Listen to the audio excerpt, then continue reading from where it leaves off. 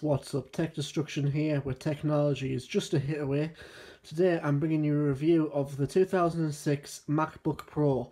This is the early 2006 model, so I think this is the first generation MacBook Pro. And I'm going to be showing you a review of the hardware, software, overall what it's like to run in 2016, and if you should buy one as like a secondary or even a backup computer. So that's the 2012 MacBook Pro, which is what I use for like my Live at World and Tech Destruction videos, because Peter Waters, who's also part of Tech Destruction, has the exact same MacBook Pro, which he uses sometimes to do video editing on. So we've got the same, that's 2012 MacBook Pro, but this is what we're looking at today. This is the 2006 model.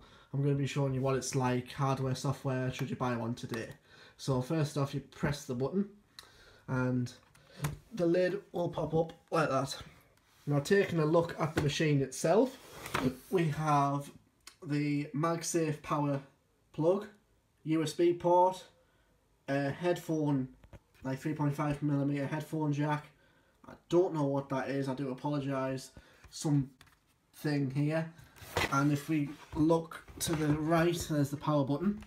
On the right hand side we have another USB port, HDMI, Ethernet, and appears to be like a VGA sort of like cable as well. So it's got two USB ports, so it's not bad.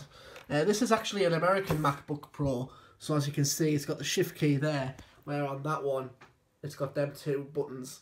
So this is an American MacBook Pro. I did get this from America. So let's start it up.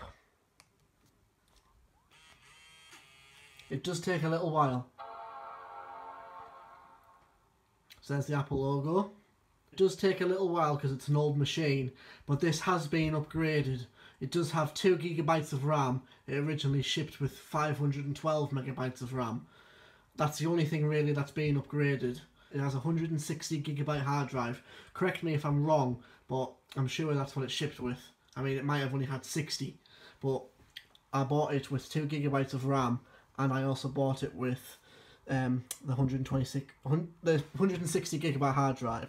So I'm going to log into my account. I do have loads of accounts, but it doesn't matter.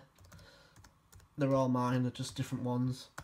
So I'll put my password in. So as you can see, once you get past the password screen, it boots up really quick. As you can see, it's straight on there. There's the dock. Everything's loaded.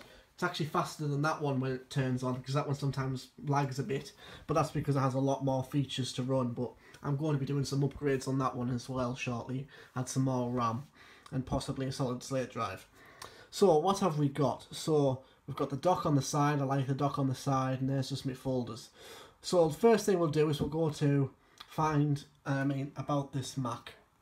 So it's got a 2GHz Intel Core Duo, the first generation, so it's 32-bit, and it's got 2GB of RAM, and it's on macOS 10.6.8, which is Snow Leopard.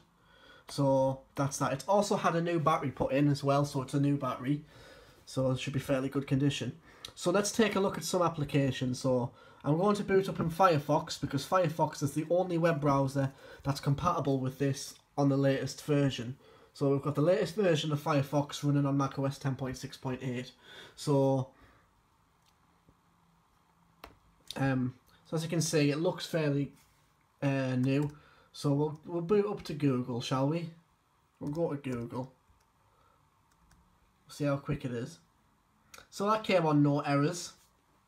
Now we'll maybe try going to Apple. Oops.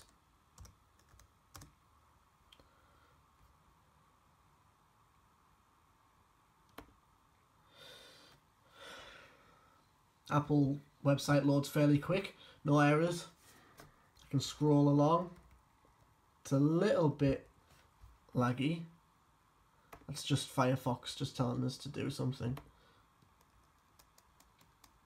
So as you can see, I can navigate through the website fairly quickly. It obviously relies on your internet connection, but as I say, there's no problems with that. So Firefox on this Mac, not a problem. Now let's try load another application like Microsoft Word. So let's say you want to do some, I don't know, you want to do a document for work or something. You want to see how fast it loads and what you can do with it. By the way, this is Microsoft Word 2011. It's the latest version you can get on this machine. So it is the 2011 one. So we'll just load a blank Word document here.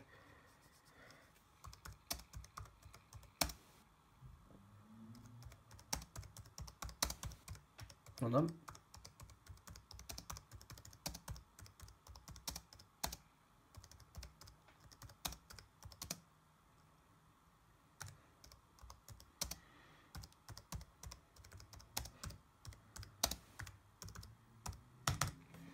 Alright, so as you can see, you can type really easily. You know, it did lag out a little bit at the beginning when I started typing, but it's kind of caught up to itself, and yeah, I suppose it's really good. You can still like use everything here. So doing documents and that is not a problem. I won't save that. So now you might be thinking, what else can we do with this MacBook Pro? Well, it's got the Mac App Store, but only a few apps will work with it. So you have to check out your system, and you'll also have to check out what the app requires about that one. Since we do Live at World, we have Unity, which is the game engine machine, which allows you to create games, and that seems to run okay on this machine as well. So I'll boot this up and I'll demonstrate what a game would look like on a MacBook. Unfortunately, I don't have many games on this machine because it's mainly a work computer. Well, it's like my work computer because we don't really like play games on that MacBook. But we are making games and we're using Unity to do that. So I'll demonstrate what it's like to run a game. So we've got a game scene here and we'll press play. This might be hard to play, just to let you know. So, fairly smooth. That's running. I'm not going to obviously be able to show you all the controls because I only have one hand on the keypad, but we'll just like run down here and just see what it's like. So as you can see, it's not really lagging. I mean, it's not the best quality. It does freeze like slowly every now and then, but for what this machine is, it's really good if you think about it. Now that's another thing as well. I will also bring you back when we download Minecraft, because we're thinking about putting Minecraft on this computer. We don't know what to expect from this, but we'll just have to wait and see, and also as well see if it actually runs on this operating system. But other than that, that's pretty much about it for the software, and also I've explained the hardware. I've shown you it. It also has an LED display keyboard. Unfortunately, it won't let me turn it on because it's not dark enough. So what I'll have to do is I will have to try and turn it on. No, it's not dark enough. So, but it does have the light up keyboard because there's the buttons for it. So that's pretty much it for this MacBook. I will also shut it down now. Yeah, that's pretty much it. So now you're probably like thinking, do I get one? It's 2016, it's a 10-year-old machine. Do I buy one of these MacBook Pros? Personally, I would say if you want it to do light web browsing like Firefox, if you want to do some documents, if it's just a secondary or backup computer, yeah, I would say go for it. It's still fairly quick. If you upgrade the specs, or if you buy one already upgraded, you're in luck, because it's fairly smooth, as you can see. When I turned it on, it came on really quick. When you're launching applications, it doesn't take forever. It just, you know, it works. So I would say, yeah, go for it. It's a good machine. You can buy them off eBay or in second-hand computer shops for about £150, which is not a lot of money, but it really does do the job.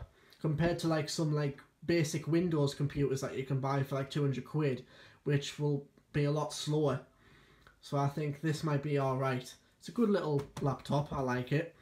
And also as well, I've got that one over there. So I hope this gives you an idea what this MacBook's like, the review, and should you buy one. Personally, yes, but if you've got like a really high good computer, like a MacBook Retina, maybe not, because this won't exactly fix anything.